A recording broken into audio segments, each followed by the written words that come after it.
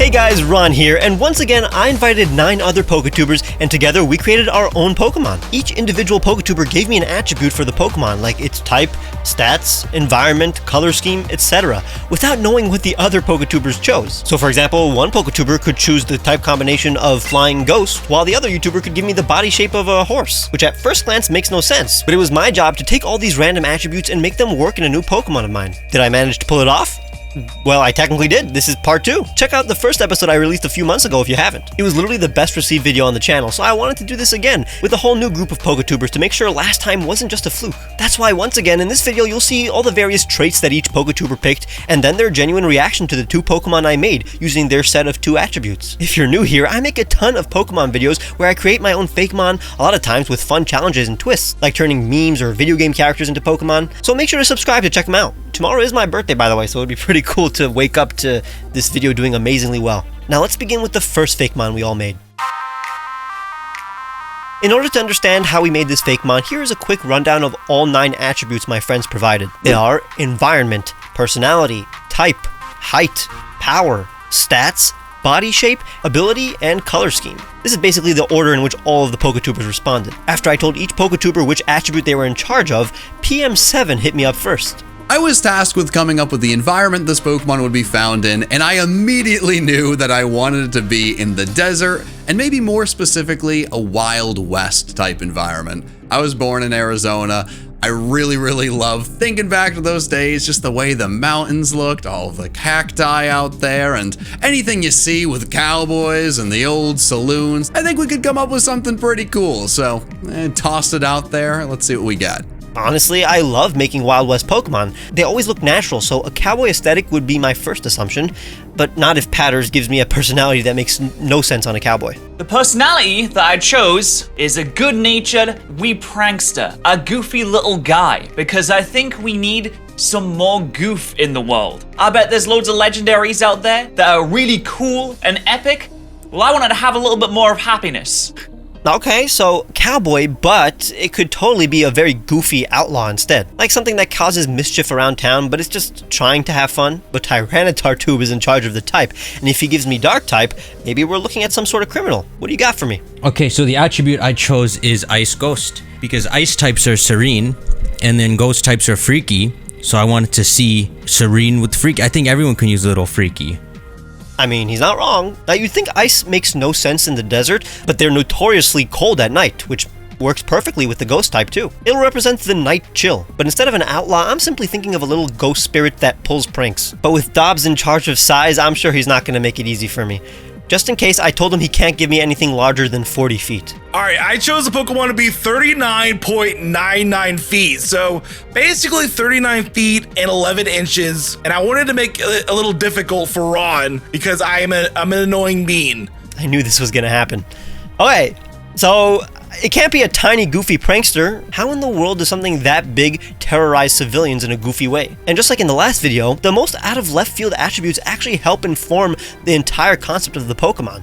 I'm thinking it'll be a giant invisible ghost Pokemon with some kind of appendage that looks like a tiny ghost. And that's what people see. They think they're looking at a tiny ghost, but that's not the real body. That's the prank. Hopefully the power that Joey picked doesn't interfere. The one I picked was the power to paralyze others with fear. This was kind of inspired by Pokemon Showdown, as I was using Landorus and thinking about Intimidate. So they can't move, maybe I could do more damage. That's perfect. It's a ghost that messes with people. Of course, ghosts are scary. I wish he would have phrased it differently, so he would have said it freezes people with fear. It's all up to Jan to give us stats that work for a giant prankster. So I made a Pokemon with high HP and high speed because I think bulky, speedy Pokemon with not a lot of attack are kind of underutilized, and I think they're really interesting conceptually as like support Pokemon or just bulky Pokemon that can kind of take the tempo of the battle into their own hands rather than always having to go last.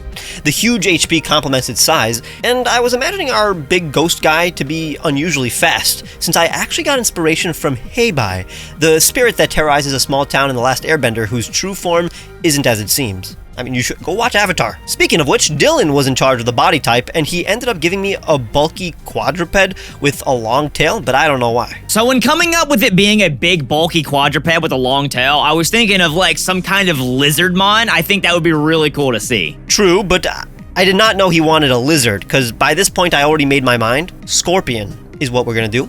So instead of a stinger, it'll have a long tail that's in the shape of a snowman, but the ability could change everything, believe me. What did JPR Poketrainer 98 give me? So the attribute that I chose for this Pokemon was its ability, and I want to make my mark on this Pokemon in the clearest way possible. So I chose Comatose, because that way the Pokemon could just be asleep and it would be nice and cute.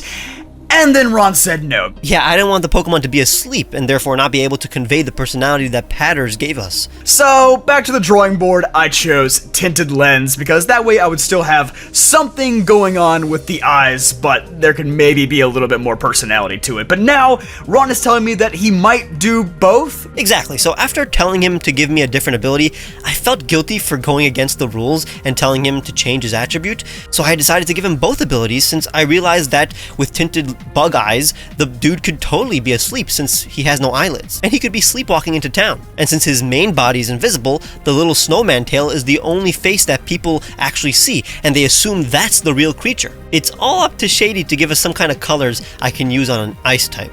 So True Green asked me to pick 4 colors to create a crazy Pokemon. And I did do the justice of at least picking 2 sets of complementary colors, but obviously the 4 colors don't all complement each other. So I kind of wanted to give True Green a little bit of a challenge, and I kind of just wanted to see where he would take these a little bit outlandish colors. This was a huge challenge, since I needed either something very dark or very light in color to convey ghost or ice, but instead he gave me the most colorful and saturated magentas and greens. Now here's the thing, since the beginning of the series, there was a secret rule, where I'm allowed to add as much black and white as I want to the Pokemon. I just also have to incorporate the colors that the Poketuber gives me. So I'm gonna make a giant ice scorpion with a Day of the Dead kind of theme. I knew Dylan wanted the upper body to be muscular, so I tried in the beginning to make actual segments to the scorpion, so it looks like it has an exoskeleton. Now the little ice ghost instead of a stinger makes a lot of sense in the Pokemon world, taking inspiration from the Kodamas in Princess Mononoke. Giant pincers and a cute face, cause in reality this guy is friendly, but it'll get sleeker and more ghostly as I design. I didn't want it to look like a bug type. After experimenting, I decided to give it some ice crystals since it doesn't look cold yet. That's why its pincers will be frozen too. It'll have a Dia de los Muertos skull motif going on, but the patterns on the chest also look like ribs and vertebrae. I wanted to give it a ghostly tail, and I also added a heart on our ghost snowman that mimics the nose-shaped upside-down heart on the face. I finally gave in and made its tinted lens ice crystals as well. I made the body white with turquoise ice, and the other colors Shady gave me as accents. It almost gives me the vibe of that Gen 1 ghost in Pokemon Tower, but before I reveal the final design to the Poketubers who helped make the Fakemon, I actually showed them all the attributes that each YouTuber came up with to see their reaction to the same dilemma that I had, which was making them all work together. I'm a little nervous to click this. I'm really hopeful that what I threw out there doesn't clash too much with what everyone else put out, but... Alright, environment, desert of the Wild West. I like that, a little bit of cowboy action. Very smart, John. Okay, that adds on to my lizard theory. So it's going to be in Texas. That's where I live right now. 110, 15 degree weather. Good-natured but a goofy prankster from Pat. Okay. A prankster Texan. You see a lot of those out here. I'm one of them. I mean, prank. What else is the point of life? This actually fits really well with the stats that I gave. The kind of goofy prankster who throws out a lot of weird support moves, and he's bulky, but he doesn't do it. Yeah, okay. It is a goofy prankster, but also an ice ghost type, which I feel like goes together very well. Ron got pretty lucky with that one, I must say. Oh, wait. How is this gonna work? An ice ghost prankster in the desert. Okay, ice desert. And maybe it's a Pokemon that like fainted, like passed away in the heat, and then rose at night and became a nocturnal, so it only stays out at night when it is cold in the desert. It's just an ice Pokemon that ended up perishing because of the desert environment, and it's really angry specifically with me, and I'm worried it's going to haunt me, so... Maybe not a lizard. An ice ghost type in the desert. That makes so much sense. 39 feet tall! 39 feet? Jesus. That's huge. It's massive. For me, that means it's gonna be long. Like, I'm almost thinking like snake or long ghost wispy tail. 39 feet is a building. Power paralyzes others with fear? Oh, goodness. Well, this is gonna be a hard one, isn't it? me. It's paralyzing me with fear. I'm terrified. I'm picturing kind of like a poltergeist that would just go around scaring the crap out of people.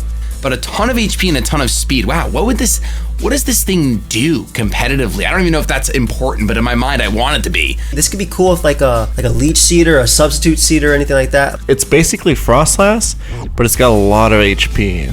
I like it. That would make Frostlass a lot better. A thick Pokemon that's also speedy. Guess it's good that it's fast. It needs to outrun the desert sun because it's an ice type.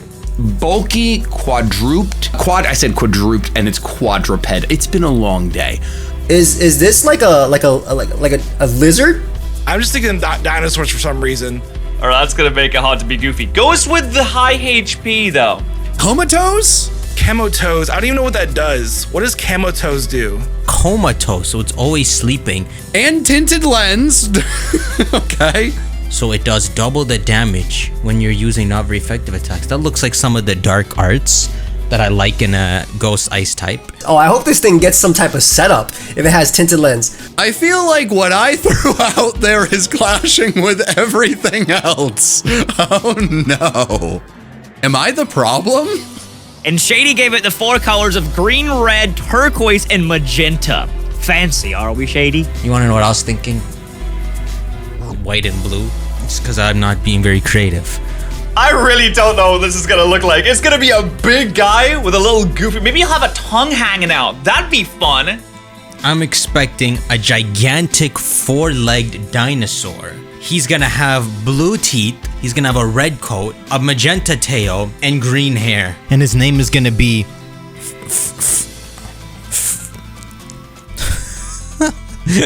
Frosty. His name's gonna be Frost. Frost and Ghost. Beware Hoaxlush, the night chill Pokemon. When the sun sets, Hoaxlush sleepwalk into desert towns, dramatically dropping the temperature. Its body is made of invisible ice droplets. Since all that can be seen is its smiling ice tail, petrified townsfolk assume it to be a floating little creature responsible for the damage caused by Hoaxlush's sleepwalking. In reality, Hoaxlush wouldn't hurt anyone while awake. Yo! Wait a second! Oh, that's awesome. Wait, he's got a little guy on his tail. He's got a little heart on him as well. Let's see. Hoaxlush. Oh, that is awesome. That is a good name. Hoaxlush. It's a fake... That's my Pokemon. Wait. A fake slush. Holy frick. Okay, I see. Ooh! Yo, I was not expecting like the scorpion-esque. Oh, I mean, that's kind of like, it's like a scorpion. Oh, okay, so it's not a lizard at all. Wow, that's sick. Dude, the use of color is very clean. Oh my gosh. Ooh, okay, I like it, especially with the ice crystals for the eyes, so playing around with the tinted lens, you can't really see the eyes underneath, so it also could be sleeping, so I guess both work out that way. I like, this is super fun. This is really creative, and it is massive as well. Oh, that's really cool. An ice ghost scorpion. That is so sick and so unique. I vibe with this. This is sick. Oh, this is so genius to incorporate the height by adding the stinger. And a little doll on the tail. Oh my gosh, that's like both cute and creepy. I love it. Little ice gingerbread man. Hello! Is he distracting people? And then the scorpion goes in for the kill. And he's like baiting kids with the gingerbread man. Is he plotting to take over these town folk? My people in Texas? How dare Hoaxlush? I want it on my team immediately. Even if it's possibly angry at me for throwing it in the desert.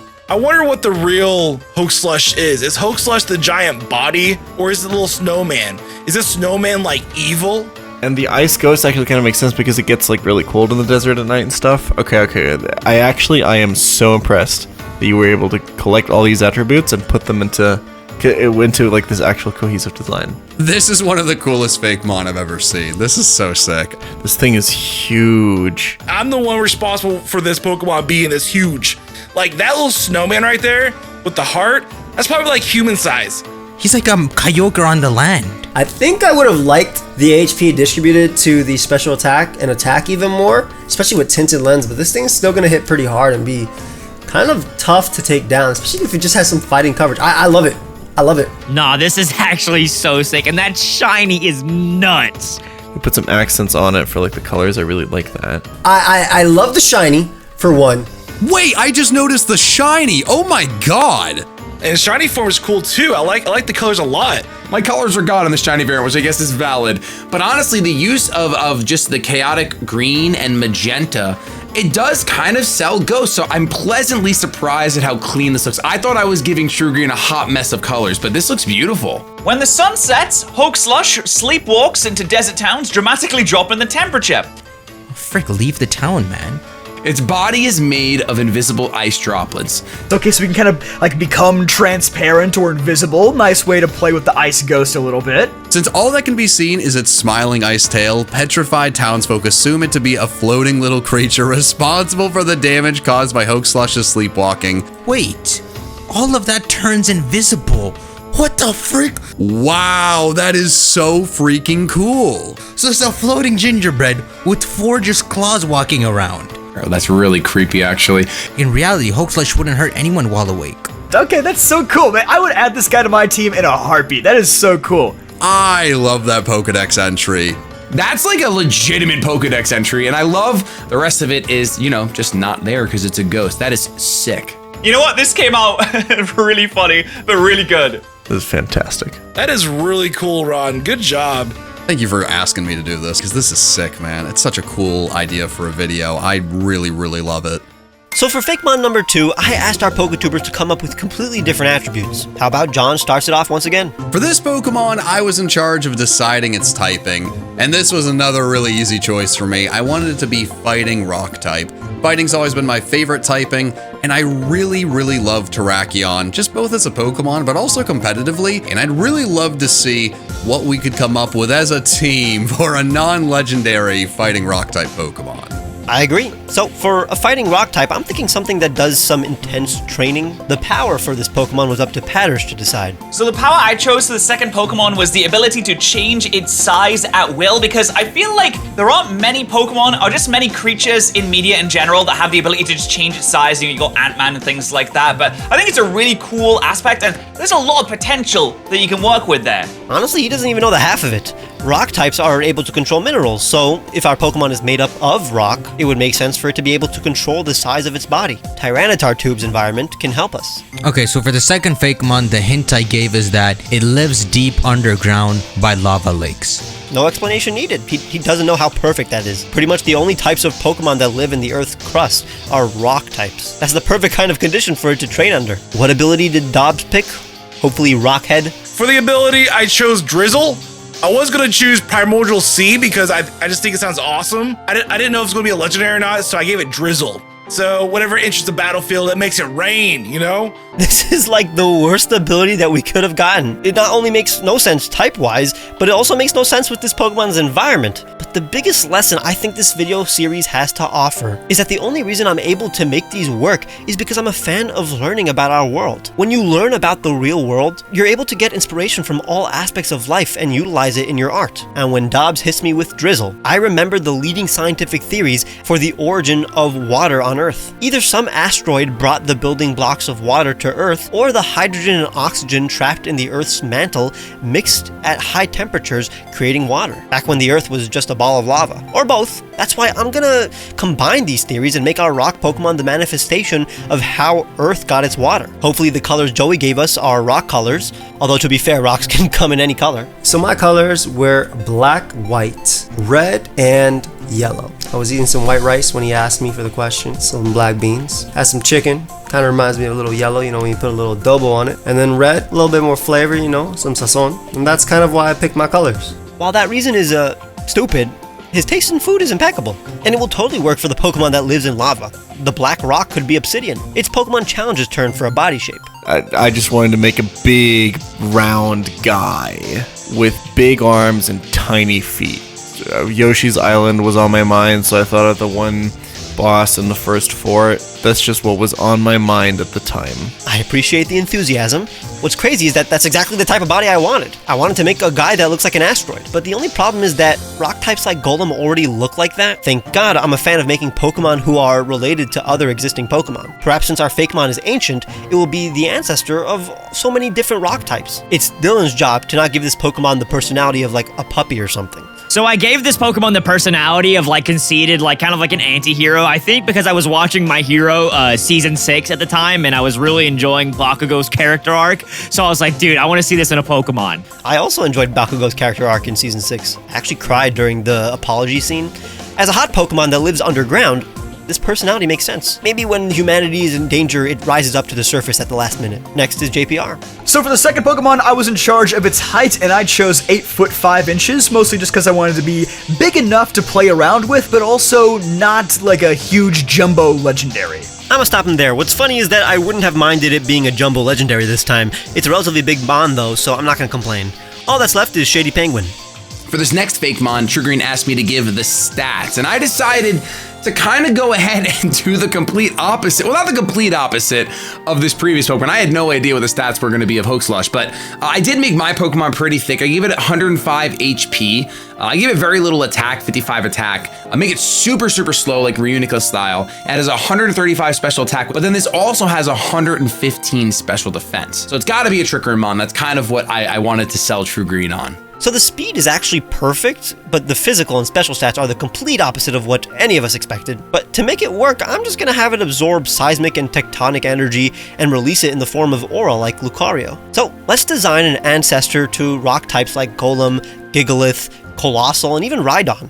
I mean, we're starting with Yon's body shape description and distorting the high tail a bit to look like a speeding meteor. It'll have a small head with geode eyes and crystal jaw. I'm taking some rhino inspiration from the gems coming out of it, and big rocky arms that it uses to unleash hot aura. But most importantly, as an ancient Pokemon, I wanted to give it a dinosaur feeling, so I'm adding these reptilian back spikes, segmenting the rocks around its body and adding obligatory patterns. Then I refined the lines and added black, white, red, and hints of yellow. It has red vapor coming out of its back hole. The final design will have red vapor coming out of its eyes as well. All right, here we go with the rest of the attributes. This is actually one of my, I think so far, my favorite part of doing this. It's gonna be a fighting rock type. Okay, super slow Trick Room fighting rock. We don't have a fighting rock Pokemon. Good offensive coverage, nice Terrakion. Kind of reminds me of Rock Lee from Naruto, you know? He would totally be a fighting rock type. It can change size at will. Pat, you really had to make this complicated, didn't you? All right, so a fighting rock type Ant-Man, interesting. So we got like a boxer that can shapeshift, so he can fight any weight class. Dude's gonna fight Hoaxlush. I feel like that's gonna kind of invalidate the 8 foot 5 inches, but we'll see. Its environment is deep underground lava lakes, That goes great with the typing. I love that. but it's got the ability Drizzle. Dude, okay, dude, there's no way this works. Oh no! This is not gonna work well with the lava lakes, is it? He's a